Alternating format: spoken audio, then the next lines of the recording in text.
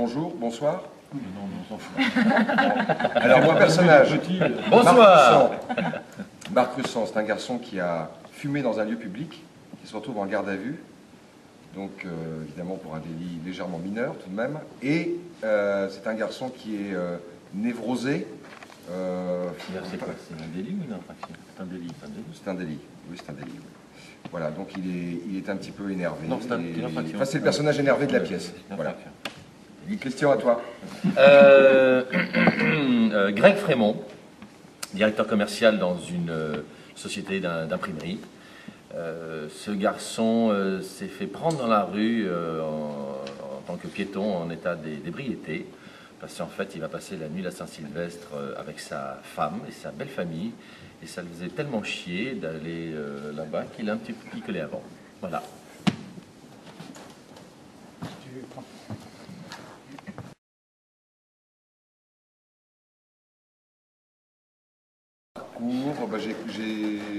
Oui, j'ai eu la chance de commencer à l'âge de 12 ans, voilà, dans une pièce de Monterland, et puis tout s'est un peu enchaîné. Les hommes à l'est. Voilà, beaucoup de théâtre, de la télévision, mélangé avec le théâtre, ensuite retour au théâtre, et ça ne fait que progresser. Alors moi, mon parcours, pour mettre la nique à mes camarades d'amour, parce que comme c'est tous des fils d'eux ou disons, des parents très célèbres qui ont fait du cinéma, de la télé ou du théâtre, moi, mon père était boucher, ma mère, non. J'ai démarré à l'âge de 4 ans dans L'Enfant sauvage de François Truffaut. Ouais. Et après ça, mais c'était juste une figuration. Hein. Moi, j'ai démarré quand mon père est revenu aux États-Unis, il m'a mis le pied à l'étrier, j'ai fait de la télé, du théâtre et du cinéma. Et au jour d'aujourd'hui, je m'en porte pas plus mal. Cite les séries. Cite les séries. Toi aussi, hein. Les séries. Alors, les séries de Monsieur Brécourt. Ah bah lui, il les a sélectionnés. Ça va de. Vas-y, tu dis les miennes et puis je dirai les tiennes. D'accord. Alors, les yeux d'Hélène, la Extrême Limite, Sous le Soleil, Adresse Inconnue, Cap des Pins. Ah oui. Classe mannequin? Non, on va pas aller jusque-là. Et Dortoir des Grandes, mais ça, il l'a fait un peu. Ben ça, c'était en Italie, avec Marco. Dortoir des Grandes. Dortoir des Grandes pour le pucelle infarouche. Christian, merde, avec les avions là. Ah, Tanguy et la Verdure, Chevalier du Ciel. Chevalier du Ciel. Plus récemment, le SAMU, mais alors entre les deux, au niveau des séries... Non, pas de série entre les deux. Bon voilà, il a terminé par le SAMU, il ne reviendra plus jamais d'ailleurs à la télévision. C'était ma dernière série. Ah, une question pour Philippe.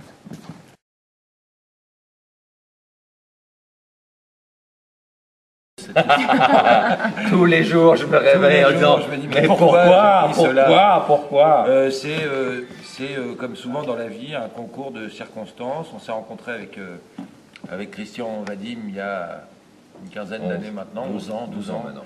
On tournait une série extraordinaire pour TF1 qui n'a jamais vu le jour. Si, que t'as pas cité. 72 heures. 72 heures. Qui n'a jamais été, voilà. Et j'ai découvert, au-delà d'un copain que je m'étais fait sur le plateau, j'avais senti chez Christian une vraie possibilité de comique. Il a la vis comica, Christian, et je trouvais ça étonnant qu'il ait jamais été pris pour jouer autre chose que des beaux garçons qu'il est, ténébreux qu'il n'est pas.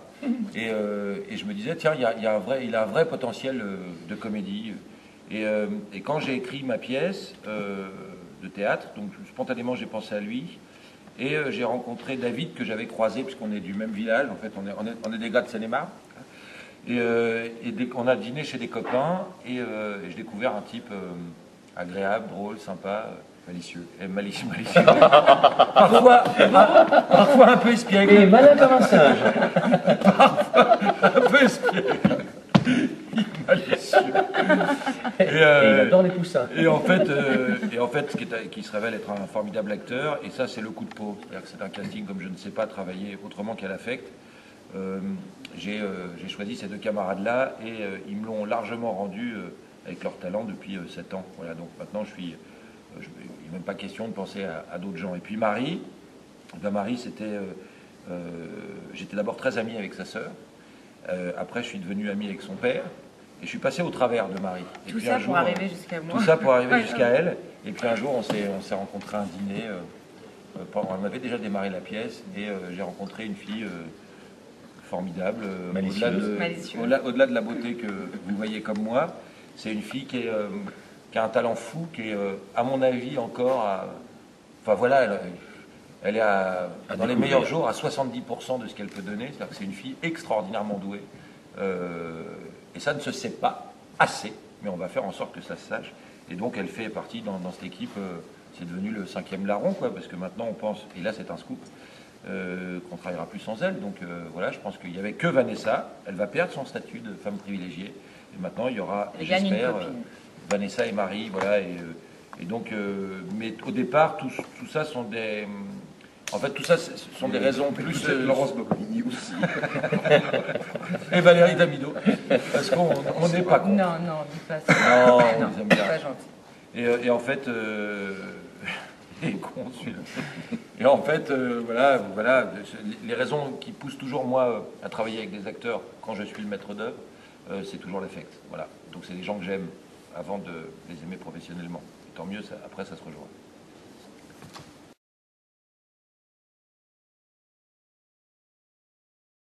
Oui, au départ, ma pièce, c'est une histoire... Tu vas fouiner, toi. Oui, c'est une histoire personnelle. C'est-à-dire que c'est parti, je suis toujours comme là en ce moment, en recherche de sujets. En fait, quand l'urgence intervient, c'est-à-dire quand je sais qu'à un moment donné, il va falloir qu'on passe à autre chose, tout d'un coup, j'ai une urgence d'écrire pour trouver la prochaine pièce qu'on va jouer. Et à ce moment-là, on était en Russie avec mon camarade espiègle et malicieux. On avait été voir le jeu de la vérité qui a été adapté en Russie. Et quand je suis revenu à l'aéroport, on avait passé 5 heures d'avion. Et puis on attendait, je sais pas quoi. Je m'étais planqué pour fumer une cigarette. Et un flic, plutôt lui aussi malicieux, est venu m'arrêter, me mettre 7 heures en garde à vue parce que j'avais fumé une cigarette dans l'aéroport. Bon. Une fois l'énervement passé, je me suis dit, ça tient, si on commence à enfermer les gens parce qu'ils fument des cigarettes, c'est qu'il y a un truc qui va pas bien. Et puis quelques jours plus tard, David s'est fait, lui, attraper parce qu'il avait bu. Il était ivre Il mort. avait bu. Il était ivre mort sur son vélo. Sur son vélo. Sur son vélo. À la campagne. Ils l'ont mis en dégrisement. Donc voilà, là, on a commencé à réfléchir. Je me souviens avec Christian, je lui ai dit, tu sais, je crois qu'il y a une pièce qui serait drôle à faire en ce moment, puisqu'on nous interdit des trucs les plus élémentaires. Ce serait drôle d'appeler une pièce boire, fumer et conduire vite. Et tout ce qui nous est interdit maintenant. Et il n'a pas attendu que je développe davantage ce sujet-là, il l'a balancé à la presse.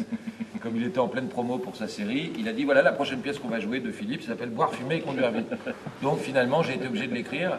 Contraint et forcé. Contraint et forcé, et je ne le regrette pas. Et donc, ouais... D'ailleurs, je vais vous annoncer en scoop la prochaine pièce. Ça s'appelle Les Courageux. Ou l'école Les Courageux. On se tâte encore. Et c'est vrai, c'est ça. C'est pour janvier 2012. Et donc voilà, on est... mais évidemment que ce que j'écris, en tout cas ce que j'ai envie d'écrire, c'est des choses qui m'inspirent. Ouais.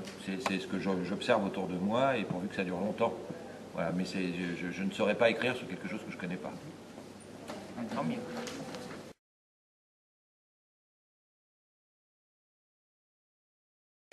Donc, mon retour sur les planches a été un peu rapide parce que j'ai su le 21 décembre à 16h que je jouais à 21h. J'avais répété avec les garçons une seule fois, je ne connaissais ni le décor, j'avais pas mon costume, j'avais rien puisque je devais commencer seulement la tournée le 15 janvier, donc quasiment un mois plus tard. Et en fait, Vanessa ayant eu des contractions un peu poussées, son médecin l'a arrêté le 21 et on m'a prévenu dans la journée que c'était moi qui prenais la suite. Donc, heureusement pour moi, je connaissais le... Ça vous dérange pas, Charles? Il me fait rire avec sa connerie de... Ah, c'est super indiscipliné. Malicieux. Ils sont peut-être malicieux, mais alors super indisciplinés. Pardon. Donc, heureusement pour moi, j'avais appris le texte bien avant. Je suis montée sur scène dans une espèce de bulle. Le monde extérieur était totalement virtuel pour moi. J'ai enquillé la pièce sans me poser trop de questions. Il y avait plein de gens qui me parlaient autour. Je n'entendais rien. Et puis, ça a roulé... Ça a super bien roulé le soir même. J'ai réalisé que j'étais montée sur scène que le lendemain quand il a fallu que j'y revienne. Là, j'ai un peu les pétoches. Voilà.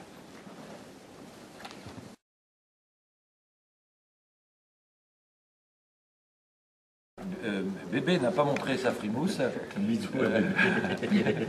Mais voilà, je vais avoir un bébé effectivement dans pas très longtemps et j'attends ça avec impatience parce que la maman est maintenant à terme. Et voilà, on est ravis, on est des parents heureux. On est très contents. Oui, On est je ne tous sais pas, avec on ne sait pas tous- encore si c'est Voilà. Philippe, moi ou Les oncles et les David. tantes sont On très attend, contents. on attend avec impatience. Mais dans tous les cas, ça me fait plaisir. Mais quoi qu'il arrive, c'est la famille. De toute façon, Non, mais tu peux juste spécifier que c'est ta première fille. c'est ma première fille, ce sera une petite fille, oui, ça va être ma première fille. Et j'espère qu'elle aura hérité de la malice.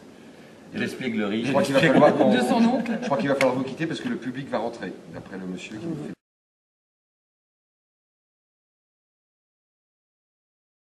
Pierre, moi je l'ai rencontré il y a très longtemps, il y a 25 ans que j'habitais avenue Rachel, dans le 18e à Paris. Et voilà, on était dans le même immeuble et on s'est rencontrés à travers des amis. Voilà, on a passé des soirées ensemble. Et je crois qu'il est venu s'installer ici, on s'est perdu de vue et on se retrouve ce soir. Moi, je ne me souviens plus comment on s'est rencontrés. Qu'est-ce que tu me montres, Alain Pierre? Alain Pierre, je l'ai rencontré sur la série Les Chevaliers du Ciel. Voilà. Merci. On doit Merci. rentrer, le public rentre. Bye bye. Merci, au Au revoir. revoir. Merci à toi, la Non, non, non.